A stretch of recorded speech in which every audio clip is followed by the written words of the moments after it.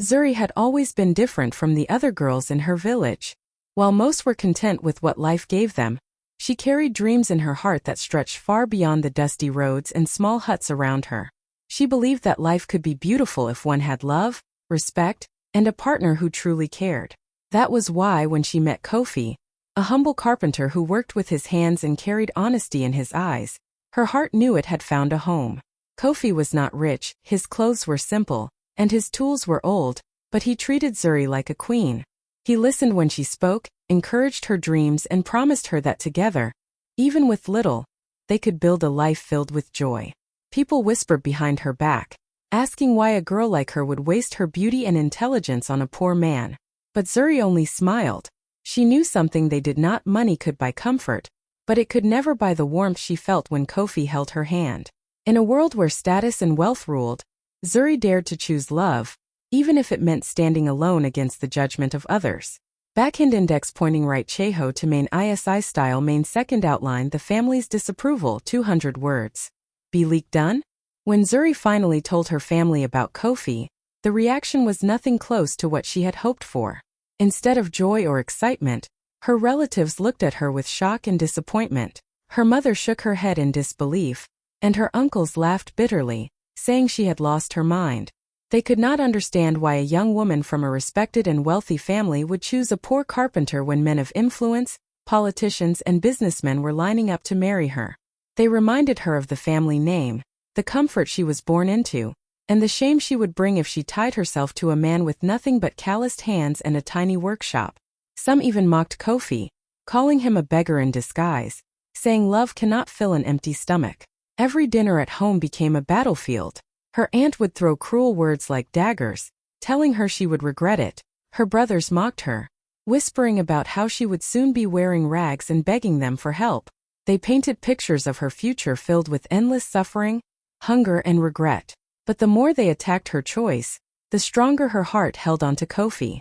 She had seen the way he treated people with kindness, the way he worked hard even with little pay, and the way he looked at her as though she was the most precious gift in the world. Zuri tried to explain to her family that love was worth more than gold, that a man's wealth could disappear overnight, but a good heart would remain. But her words fell on deaf ears. They cared more about status than happiness. In their eyes, marrying Kofi meant stepping down from a throne into the dust. Yet Zuri was ready to take that risk, because deep inside she believed that true wealth was not in riches, but in love that never failed. Backhand index pointing right Cheho to main up third outline the painful wedding day 350 to 400 words.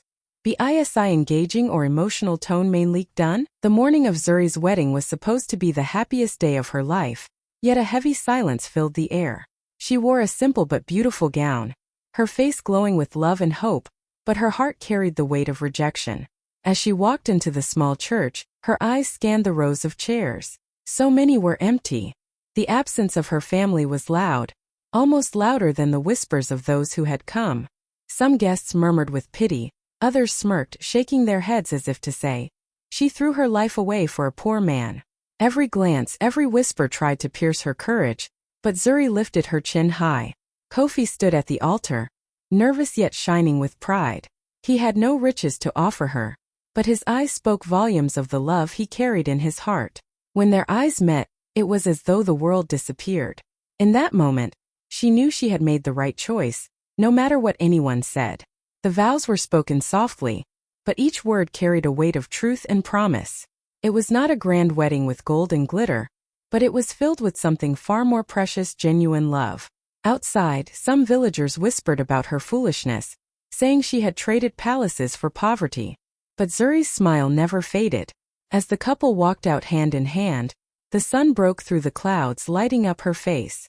It was almost as if the heavens themselves were blessing their union. The pain of empty chairs and the absence of her family stung, but Zuri chose to focus on the man beside her. She had walked down the aisle alone, but she was leaving with a partner who would stand by her through every storm. That day, she proved that love was stronger than shame, and courage was more beautiful than wealth. Backhand index pointing right Kia AP Chat. Ho main ISI flow main fourth outline struggles of a new life, 350 to 400 words. Be leak done? The first few weeks after the wedding felt like a sweet dream, but reality soon knocked on the door. Zuri and Kofi's new home was nothing like the spacious house she had grown up in. It was a small one-room hut with a leaky roof, cracked walls, and a squeaky old door. At night, the sound of rain dripping through the holes in the ceiling sometimes kept them awake. There was no fancy bed or shining furniture, just a simple mattress on the floor and a wooden table that Kofi had built with his own hands. Yet somehow, that little room carried more warmth than the mansion she had left behind. Every morning, Kofi left early with his toolbox, searching for carpentry jobs in the village. Some days he came home with money, but many times he returned empty-handed, covered in sweat and dust. Zuri also worked hard, selling vegetables at the market and helping neighbors with sewing to earn a little extra. Their meals were often nothing more than porridge or boiled yam, but they always shared it with laughter and gratitude. They would sit side by side on the floor, feeding each other and joking about how one day they would dine at a table filled with food and joy.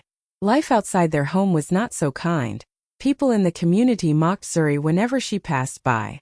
Some women whispered loudly about how she had left wealth behind to suffer in poverty. Children pointed at her faded clothes and laughed. Even her own relatives pretended not to know her. The rejection hurt deeply, but every time Zuri felt weak, Kofi's gentle hand reminded her that she was not alone.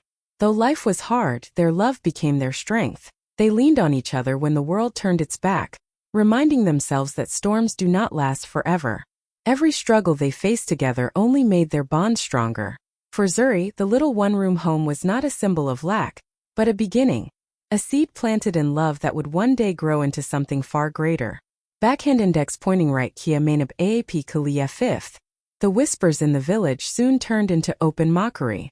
Every time Zuri stepped out of her little hut, she could feel the eyes of neighbors following her. Women at the market would laugh loudly, pretending to talk among themselves but making sure she heard every word. "Look at her," they said. "She left her father's palace to live in a hut with a poor carpenter." Some would even exaggerate their pity, shaking their heads and sighing as if her life had become a tragedy. Children repeated the words they heard from adults, running after her shouting, "Poor wife! Poor wife!" The sting of humiliation burned deep, but Zuri refused to let the pain show on her face. She learned to walk with her head high, even when her heart ached inside. Whenever the insults grew louder, she would reach for Kofi's hand. His warm grip reminded her that she had chosen this path not out of ignorance, but out of love. Kofi often felt guilty, wishing he could give her more so that people would respect her. But Zuri would silence him with a smile and whisper, "I chose you, and I will keep choosing you every day." Those words gave him strength, even when the world mocked him as nothing but a poor carpenter.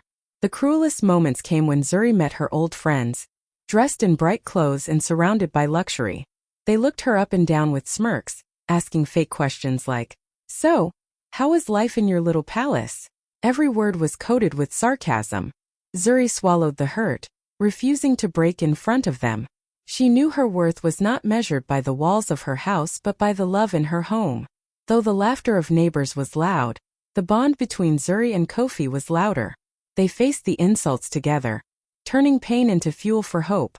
Zuri's faith in her husband never wavered, and every cruel word only made her cling to him tighter. For deep in her heart, she believed that one day those same mouths that mocked them would fall silent in awe of what love and patience cowl. After many months of struggling to survive and facing endless mockery, a new light entered Zuri's world. One morning she felt a change within her body, a quiet whisper of life growing inside her. When the healer confirmed that she was carrying a child, Zuri's eyes filled with tears of joy.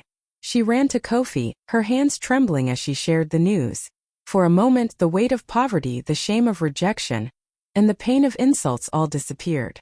The sound of Kofi's laughter filled their little hut, and he lifted her off her feet, spinning her around with excitement. For the first time in a long while, their hearts were overflowing with hope. The pregnancy became Zuri's treasure, her proof that love had given her something priceless. Whenever people laughed at her torn clothes or mocked her tiny home, she would rest her hand on her stomach and smile. Inside her was a future no one could take away. Kofi began working harder than ever, spending long days under the hot sun, building furniture and carrying heavy wood, determined to prepare for the arrival of their child. He returned home exhausted, but the thought of becoming a father kept him strong. Even though life was still hard, their hearts were lighter. At night, Zuri and Kofi would sit together, talking about names for the baby, dreaming of the future. They imagined their child running through the village, strong and full of laughter, a living reminder that their love had survived every storm. The neighbors still whispered cruelly, but Zuri no longer felt broken. She carried within her the greatest answer to their mockery, a child born not out of wealth or status, but out of deep, unshakable love. For Zuri, the pregnancy was more than just the promise of a baby. It was the beginning of a new chapter, the seed of hope planted in the soil of struggle. She knew that with this child their story would change. And in her heart she believed that one day, the same people who mocked them would come to witness tea. When their baby finally arrived, Zuri and Kofi felt as though heaven itself had smiled on them. Holding the tiny bundle in their arms gave them strength to face the world with fresh courage. Even though their pockets were empty, their hearts overflowed with gratitude. So when it came time for the baby dedication, they decided it would not be just a quiet family moment. They wanted it to be a celebration, a testimony that love, faith, and endurance had carried them this far. With very little money they began to plan. Kofi polished old benches he had built himself, turning them into seats for guests. Zuri washed and ironed her one good dress over and over until it looked almost new. They cooked simple meals, rice, beans, and a small pot of stew, stretching every coin they had. It wasn't a feast of kings, but it was prepared with love and pride. In their little hut, Zuri carefully decorated the space with handmade flowers crafted from colorful scraps of fabric. To her, every piece carried meaning. Every detail was a prayer of hope. Most shocking of all, they sent out invitations to everyone. Family, neighbors, even those who had laughed at their struggles. People whispered, wondering how a poor couple could dare to host such an event. But Zuri and Kofi believed strongly that one day God would turn their story around, and they wanted the very people who mocked them to witness it. On the night before the dedication, Zuri barely slept. She looked at her baby's peaceful face and whispered promises of a better future. Kofi sat by her side, his hands rough from work but tender as he held their child. They prayed together, asking God to bless the day and use it to silence every voice that had risen against them. Though their table was small and their pockets were light, Zuri and Kofi's hearts were rich with expectation. They were not just preparing for a baby dedication, they were preparing for a miracle, believing that somehow, in the middle of their poverty summit, the morning of the baby dedication came with golden sunlight streaming through the cracks of their little hut. Zuri rose before dawn, her heart pounding with a mix of nerves and joy. She had carefully prepared her outfit the night before, a glowing African attire sewn from bright patterned fabric she had saved for years. It was not new, but when she wore it she looked like a queen.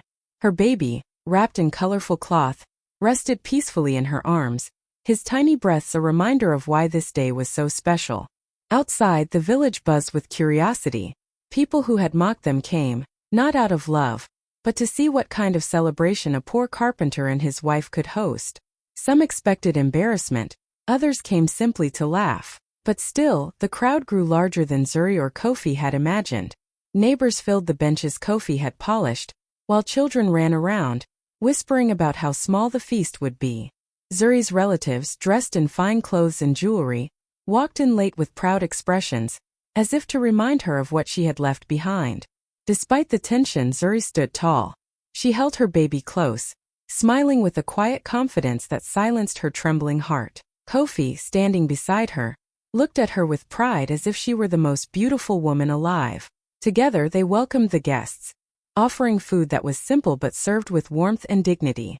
The stew simmered in small pots, the rice was carefully shared, and though it wasn't a grand banquet, there was enough for everyone to taste. The ceremony began with prayers and songs, voices rising into the sky. As the baby was lifted for blessing, Zuri's eyes filled with tears. She remembered every insult, every night of hunger, every moment of doubt, and yet, here she was, dedicating the child of love and hope before the same people who thought she would fail. The air was heavy with expectation. The crowd waited to see if the day would end in shame or surprise. And though the dedication ceremony was already filled with whispers and quiet laughter when suddenly, the sound of engines broke through the songs and chatter. Everyone turned their heads as a convoy of shiny, expensive cars rolled slowly into the dusty village road. The sight alone was enough to silence the crowd. Children stopped playing, women froze with food in their hands, and even Zuri's proud relatives stood in disbelief. No one in the community had ever seen such luxury up close. From the lead car, a tall man in an elegant suit stepped out. His shoes gleamed, his watch sparkled, and his presence carried the air of power and wealth. It was the kind of man people only heard about in stories, a billionaire. The gasps rose louder as murmurs spread like fire. Who is he? Why would a man of his status come here? The villagers stared wide-eyed, some even pushing forward to get a better view. Zuri and Kofi exchanged confused glances. They had not invited anyone like this. Their hearts raced, unsure whether this unexpected guest came with good intentions or to humiliate them further. But the man's eyes searched the crowd until they landed on Kofi. Slowly, a smile spread across his face, and he walked directly toward the poor carpenter and his wife. The whispers turned into shocked silence. Every step the billionaire took felt heavy with mystery. Relatives who had mocked Kofi now shifted uncomfortably in their seats, wondering if there was a hidden connection they knew nothing about. Some villagers began to gossip that maybe Kofi was not as poor as he seemed, or perhaps fate itself was about to reveal a secret.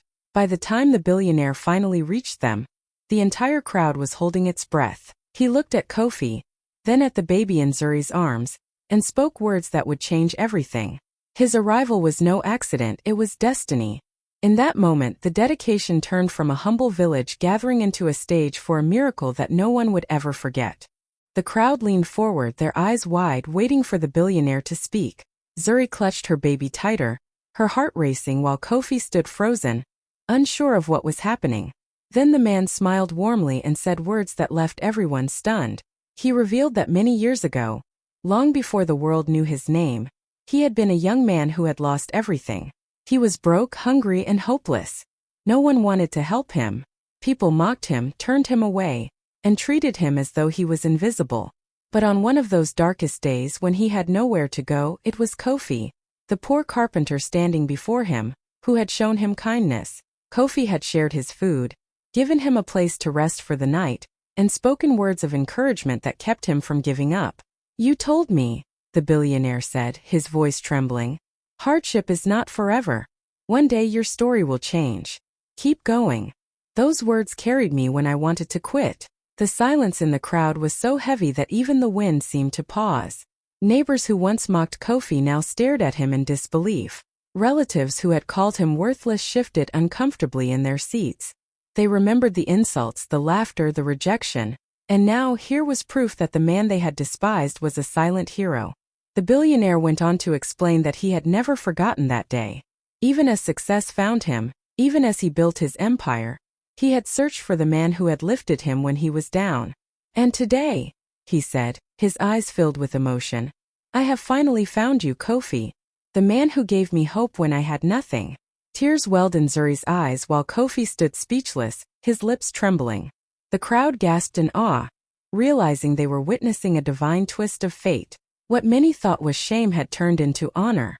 The poor carpenter they mocked was being remembered and rewarded by a billionaire, whose life he had touched long ago. Backhand index pointing right Kia main isi ton. The crowd was still buzzing with shock when the billionaire lifted his hand, calling for silence. His voice was calm but powerful, carrying across the gathering like a drumbeat. He turned to Kofi and Zuri, then looked at the baby cradled in Zuri's arms. With tears in his eyes, he declared that this child would never suffer the way he once did. Right there, in front of everyone, he announced that he would sponsor the child's entire future, from school to university, no matter the cost. Gasps filled the air. People could not believe what they were hearing. But he didn't stop there. He went on to promise Kofi and Zuri a brand new home, a place where rain would never leak through the roof, where their child could grow up with dignity and comfort. He described how his construction company would begin building immediately, and that within weeks, the family would move into a house that would shine brighter than anything their critics had ever imagined. Neighbors who had once laughed at the small hut now hung their heads in shame, while Zuri's proud relatives sat frozen, unable to believe the tables had turned so dramatically. The billionaire then looked at Kofi with deep respect. "You gave me shelter when I was a stranger," he said, "and today I will open doors for you that no one can ever shut." He promised to give Kofi work in his companies, not as a servant, but as a trusted partner who had already proven his heart of gold. His words echoed through the crowd, breaking every lie spoken against them. Zuri could no longer hold back her tears. She cried openly, her shoulders trembling, while Kofi held her hand so tightly it almost hurt. For so long they had lived with nothing, mocked and rejected. But in a single moment, their story was rewritten before the very eyes of those who doubted them. The crowd erupted in awe, some cheering, others speechless. What began as a humble baby dedication had turned into a miracle, a blessing beyond imagination, proof that love and... The crowd was still buzzing with shock when the billionaire lifted his hand, calling for silence. His voice was calm but powerful, carrying across the gathering like a drumbeat. He turned to Kofi and Zuri, then looked at the baby cradled in Zuri's arms. With tears in his eyes, he declared that this child would never suffer the way he once did. Right there, in front of everyone, he announced that he would sponsor the child's entire future, from school to university, no matter the cost. Gasps filled the air. People could not believe what they were hearing. But he didn't stop there. He went on to promise Kofi and Zuri a brand new home, a place where rain would never leak through the roof, where their child could grow up with dignity and comfort. He described how his construction company would begin building immediately, and that within weeks, the family would move into a house that would shine brighter than anything their critics had ever imagined. Neighbors who had once laughed at the small hut now hung their heads in shame, while Zuri's proud relatives sat frozen, unable to believe the tables had turned so dramatically. The billionaire then looked at Kofi with deep respect. "You gave me shelter when I was a stranger," he said. "And today I will open doors for you that no one can ever shut." He promised to give Kofi work in his companies, not as a servant, but as a trusted partner who had already proven his heart of gold. His words echoed through the crowd, breaking every lie spoken against them. Zuri could no longer hold back her tears. She cried openly, her shoulders trembling, while Kofi held her hand so tightly it almost hurt. For so long they had lived with nothing, mocked and rejected. But in a single moment, their story was rewritten before the very eyes of those who doubted them. The crowd erupted in awe, some cheering, others speechless. What began as a humble baby dedication had turned into a miracle, a blessing beyond imagination, proof that love and... What began as a quiet, humble baby dedication soon transformed into something that felt like a grand festival. The moment the billionaire finished speaking, the entire atmosphere shifted. Drums began to beat louder, voices rose in songs of praise, and the little gathering exploded with joy. The villagers who had come out of curiosity now found themselves clapping, cheering, and celebrating with all their hearts. It was as though heaven itself had joined in, turning the day into a feast of miracles. Children who had once teased Zuri now danced freely in the dusty yard, their laughter echoing like music. Women who had doubted her clapped their hands, swaying to the rhythm of the drums.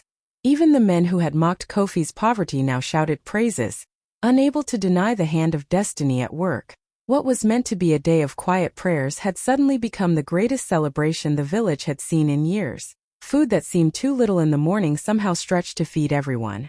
Plates of rice and stew passed from hand to hand, cups of drink were raised high, and blessings poured from every corner. Relatives who once turned their backs now stepped forward, trying to shake hands and act as though they had supported the couple all along. But the truth was clear. This celebration did not belong to them. It belonged to Zuri, Kofi, and the miracle God had written into their story. Zuri stood in the center, glowing in her bright attire, her baby safe in her arms. Kofi's eyes never left her. He looked at her with the pride of a man who knew love had carried them to this moment. The music grew louder, the dancing wilder, the joy uncontainable. Strangers poured in from nearby villages just to witness the sight. What was once expected to be a poor man's shame had turned into a king's festival. The dedication had become more than a blessing for a child. It had become a testimony for the whole community, proof that when love and faith endure, even the smallest begin.